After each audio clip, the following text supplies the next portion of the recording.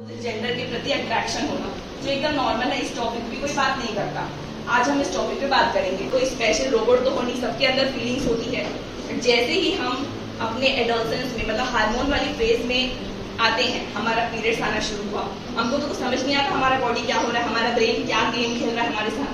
फिर क्या होता है, हमारा ब्रेन हमको किसी भी अपोजिट सेक्स के प्रति अट्रैक्ट करता है। कई बार अपने आसपास अगर हम किसी लड़के को देखते हैं तो बोलते हैं वाओ कितना हैंडसम है, ऐसा फीलिंग आता है। वो नॉर्मल है, किसी के प्रति आप अट्रैक्ट हुए वो एकदम नॉर्मल है वो।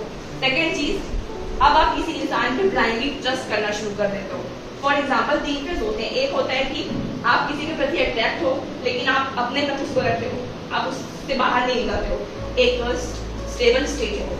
सेकेंड स्टेज में आप किसी के साथ रिलेशनशिप। थर्ड स्टेज होती है ब्रेकअप वाली स्टेज कि आप खत्म हो गया सब कुछ, अब गुजरे चमन हो गए, ठीक है। तो हम इसे फील कर रहे हो, दैट इज गुड। आप अपने अंदर तक रखो और ये नॉर्मल है। पता चलता है ना कि हाँ मैं नॉर्मल हूँ भैया, मैं लड़की हूँ, मेरे को अट्रैक्शन होता है लड़के के प्रति, तो नॉर्मल है, ठीक। लेकिन अभी जो आप लोगों की एज है ना बेटा, क्या करने की एज है, और खेलने कूदने पढ़ाई करने की, और साथ में आपको दुनिया और देखनी है। आप किसी में भी ब्लाइंडली ट्रस्ट नहीं कर सकते। तो ठीक है, आप उस स्टेज में हो, आपको कोई पसंद आ रहा है, दैट इज ओके, पढ़ाई पे फोकस करो। और मेरा कोई बॉयफ्रेंड है, ठीक है, अगर मेरा उससे झगड़ा हो गया, एग्जाम के 1 रात पहले, तो कल मेरा एग्जाम अच्छा जाएगा, कॉमन सी बात बिगड़ जाएगा। और अगर मैं अभी, तो हमारा जो मेन लॉस होता है इस एज ग्रुप में, हमारा पढ़ाई का लॉस होता है। वो रिमोट दबाया, फिर आप रोना शुरू कर दिए, वो रिमोट दबाया, आप खुश हो गए, तो आप चाहोगे कि आप किसी के रिमोट कंट्रोल बनो? आप क्या, कोई नहीं चाहेगा ना कि ऐसे रिमोट कंट्रोल बने, या वो कोई बंदा, कोई लड़का भी क्यों ना हो, क्या वो चाहेगा कि वो किसी का रिमोट बने?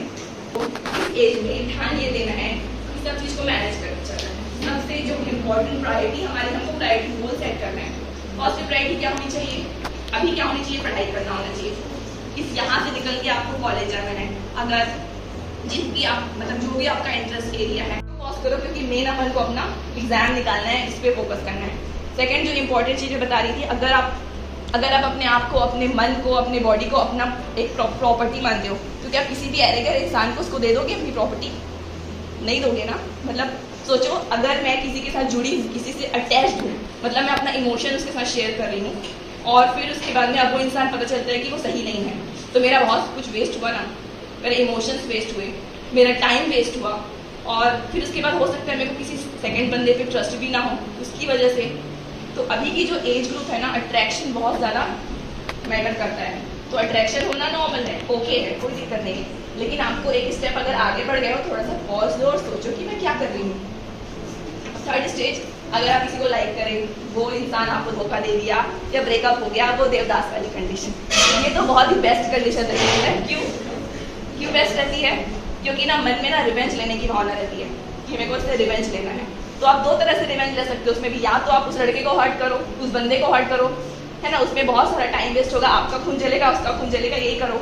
सेकंड चीज, अपने कैरियर में उसको दिखा के, मतलब कुछ बन के दिखाओ। मूवी देखो ना, शादी में जरूर आना, तो कितना अच्छा लगता है, वो देखने की बात है, लेकिन ऐसा अपन कर सकते हैं। तो अपन को ये लगना चाहिए, हाँ तुमने मुझे ऐसा किया, मैं तुझे अपने कैरियर वाइज बताती हूँ कि मैं क्या चीज़ हूँ। और मतलब हर किसी इंसान के लिए अवेलेबल नहीं रहना चाहिए। मतलब आप एकदम अवेलेबल रहोगे, किसी से जुड़ गए हो, आप उसका प्रोजेक्ट बना रहे हो, किसी से जुड़ गए आप उसके लिए सब कुछ कर रहे हो, मतलब अपना प्रोजेक्ट भी बना रहे हो, उसका प्रोजेक्ट भी बना रहे हो, तो क्या आप उसके गुलाम या वो आपका गुलाम है? कोई भी रहे, पहले तो अपने कैरियर पे फोकस करो ना बेटा। कैरियर पे फोकस करोगे, समय के साथ वो चीजें भी आएंगी, फिर आप एक सही उम्र आने पे उस दौर से गुजरोगे जहाँ पे आपको वो बंदा भी मिलेगा जो आपको सही होगा आपकी लाइफ के लिए। तो अगर आप उस दौर से गुजर रहे हो या ब्रेकअप वाली कंडीशन से गुजर रहे हो, तो उस चीज़ को सही डायरेक्शन में लेके जाओ, कुछ करके दिखा दो कि हाँ, कि मैं बताती हूँ कि मैं क्या चाहिए।